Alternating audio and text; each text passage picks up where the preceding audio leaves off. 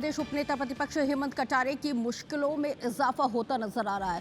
राज्य सरकार की याचिका पर सुप्रीम कोर्ट ने आदेश दिया है। 7 साल पुराने रेप केस में एक बार फिर से जांच के आदेश जारी कर दिए गए हैं।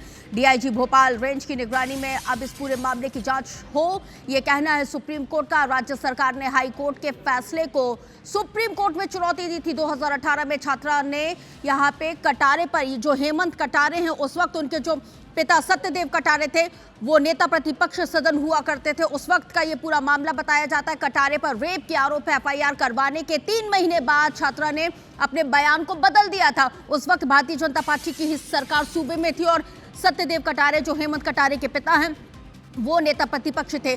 मई 2019 में छात्रा ने इस पूरे घटनाक्रम के चलते, जैसा कि सूत्रों के हवाले से खबर है, कि खुदकुशी कर ली थी। अब इसी पूरे मामले में उप नेता प्रतिपक्ष हेमंत कटारे की मुश्किलों में इजाफा होने जा रहा है, क्योंकि राज्य सरकार ने जो सुप्रीम कोर्ट में याचिका लगाई थी उस पर सुप्रीम कोर्ट ने आदेश दिया है। 7 साल पुराने केस में एक बार फिर से अब जांच शुरू होगी। भोपाल डीआईजी रेंज की निगरानी में ये जांच हो, ये कहना है सुप्रीम कोर्ट का। विजेंद्र ज्यादा जानकारी के साथ इस वक्त फोन लाइन पर जुड़ गए। विजेंद्र, जैसे जैसे दिन गुजरते गए वैसे वैसे सत्यदेव कटारे वो भी जब जीवित थे तब भी इस केस में लड़ते रहे और अब उनके बेटे की मुश्किलें भी बढ़ती जा रही हैं। बिल्कुल बता दूं कि साल 2018 में हेमंत कटारे, जो कि कांग्रेस के विधायक है और मध्य प्रदेश की विधानसभा में नेता उप नेता प्रतिपक्ष भी है, और इन पर साल 2018 में एक छात्रा की ओर से रेप की एफआईआर दर्ज करवाई गई थी। ये मामला हाईकोर्ट तक पहुंचा था। हालांकि इस एफआईआर को दर्ज करवाने के बाद छात्रा अपने बयानों से पलट गई थी। कोर्ट में उन्होंने हेमंत कटारे के फेवर में एक एफिडेविट दे दिया था, लेकिन ये मामला लगातार दर्ज था चूंकि एफआईआर थी। और इसी मामले के लंबित रहते छात्रा ने मई 2019 में सुसाइड कर लिया था। ये मामला कोर्ट में पेंडिंग था। जबलपुर हाई कोर्ट ने दिसंबर 2024 में ये आदेश दिया था कि गिरफ्तारी हेमंत कटारे की इस मामले पर ना की जाए, लेकिन इस आदेश को मध्य प्रदेश सरकार ने सुप्रीम कोर्ट में चैलेंज किया था। सुप्रीम कोर्ट में सुनवाई के बाद सुप्रीम कोर्ट ने हेमंत कटारे को लेकर ये आदेश दिया है कि यदि वो जांच में सहयोग करते हैं तो उनकी गिरफ्तारी ना करें, लेकिन डीआईजी भोपाल को ये आदेश जरूर दिया है कि इस पूरे मसले की जांच करें। ये मामला बेहद गंभीर सुप्रीम कोर्ट ने माना है और ये माना है कि तटस्थ जांच इस मामले की जरूरी है। लिहाजा डीआईजी भोपाल की निगरानी में हेमंत कटारे पर लगे रेप के आरोपों की जो एफआईआर है, जो पूरा मामला है, इसकी जांच करवाने के कोर्ट ने निर्देश दिए हैं। तो इससे जाहिर सी बात है, 7 साल पुराना मामला है, इस पर हेमंत कटारे के लिए मुश्किलें बढ़ी हैं। उन्हें एक झटका ही सुप्रीम कोर्ट से इसे माना जा सकता है। बहुत अच्छे से मुझे याद है विजेंद्र, जब 2018 में ये जो रेप के मामले में जब एफआईआर दर्ज कराई गई तो उसके बाद वीडियो भी वायरल हुए थे।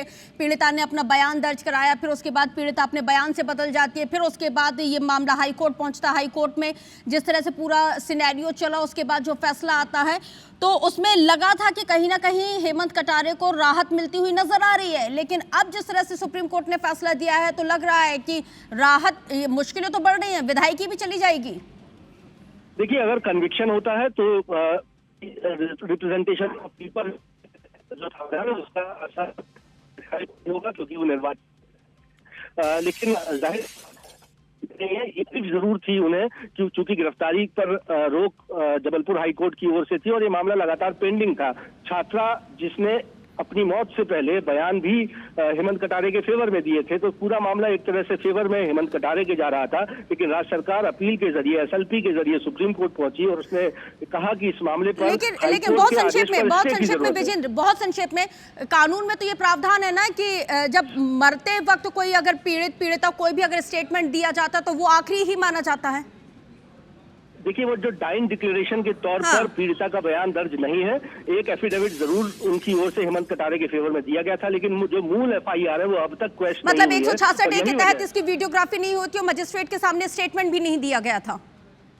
मजिस्ट्रेट के सामने ये स्टेटमेंट नहीं दिया गया था। एक एफिडेविट जरूर हाईकोर्ट में याचिका पेंडिंग रखे हुए दिया गया था, जिसे संदिग्ध लग रहा था।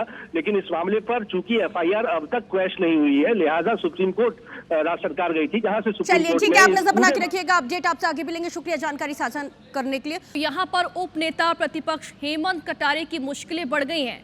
क्यों, वो भी आपको बता देते हैं। राज्य सरकार की जो याचिका है उस पर सुप्रीम कोर्ट ने एक बड़ा आदेश दिया है। 7 साल पुराना ये केस आपको आपको याद होगा रेप केस है और इसकी फिर से जांच के आदेश दे दिए गए हैं। डीआईजी भोपाल रेंज की निगरानी में जांच होगी, ऐसा सुप्रीम कोर्ट ने कहा है। राज्य सरकार ने हाई कोर्ट के फैसले को सुप्रीम कोर्ट में चुनौती दी थी और उसके बाद जब सुनवाई हुई है तब ये बड़ा आदेश सुप्रीम कोर्ट ने दिया है। 2018 में जर्नलिज्म की छात्रा ने हेमंत कटारे पर रेप के आरोप लगाए थे और उसके बाद उस छात्रा ने खुदकुशी भी कर ली थी। एफआईआर करवाने के 3 महीने बाद छात्रा ने अपने बयान भी बदले थे। सिलसिलेवार तरीके से इस पूरे घटनाक्रम को भी समझिए। मई 2019 में छात्रा ने खुदकुशी कर ली थी। 7 साल पुराना ये रेप केस है जिसमें अब सुप्रीम कोर्ट ने एक बार फिर से जांच के आदेश दे दिए हैं। ज्यादा जानकारी के लिए हमारे सहयोगी हमारे साथ जुड़ गए हैं, विजेंद्र हमारे साथ जुड़ गए। विजेंद्र, ये बताइए कि देखिए अब तो इनकी मुश्किलें बढ़ गई हैं हेमंत कटारे की, चूंकि एक बार फिर से ये केस खुलेगा, फाइल ओपन होगी और नए सिरे से इसकी जांच होगी।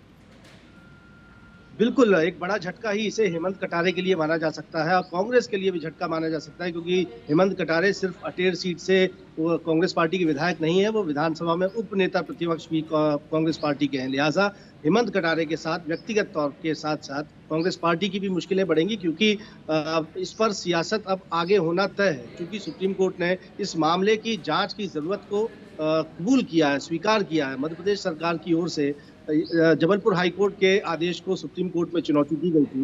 दरअसल एफआईआर दर्ज करवाई गई थी, तब ये कहा गया था कि ये एफआईआर दर्ज कराने के बाद हाईकोर्ट में ये मसला पहुंचा था और यू टर्न छात्रा ने लिया था 3 माह बाद और ये कहा था कि उसने आरोप झूठे लगाए थे।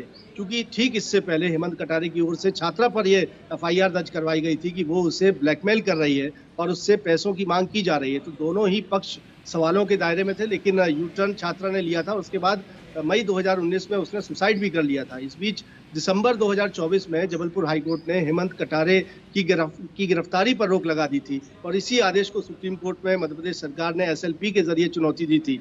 सुप्रीम कोर्ट ने यह कहा कि मामला गंभीर है, इसकी तटस्थ जांच होनी जरूरी है, इसलिए डीआईजी भोपाल की निगरानी में एफआईआर की जांच करने के निर्देश सुप्रीम कोर्ट ने दिए हैं। 7 साल पुराना ये जो रेप केस है, इसकी जांच नए सिरे से होगी और इसकी मॉनिटरिंग डीआईजी भोपाल को करनी होगी। काउंटर एफिडेविट भी 4 हफ्तों में सुप्रीम कोर्ट ने तलब किया है और इस मामले पर आगे सुनवाई अब होगी। तो ये कह सकते हैं कि 7 साल पुराना जो रेप केस का मामला था, उस पर हेमंत कटारे कांग्रेस के विधायक उप नेता प्रतिपक्ष की मुश्किलें बढ़ गई हैं, क्योंकि अब उनकी जांच सुप्रीम कोर्ट के निर्देश पर दोबारा होगी और इसकी निगरानी डीआईजी भोपाल को करनी होगी। सुप्रीम कोर्ट में अपनी रिपोर्ट बिल्कुल विजेंद्र, देखना होगा कि अब जब जांच होती है तो क्या बातें सामने आती हैं। शुक्रिया आपका तमाम जानकारी के लिए।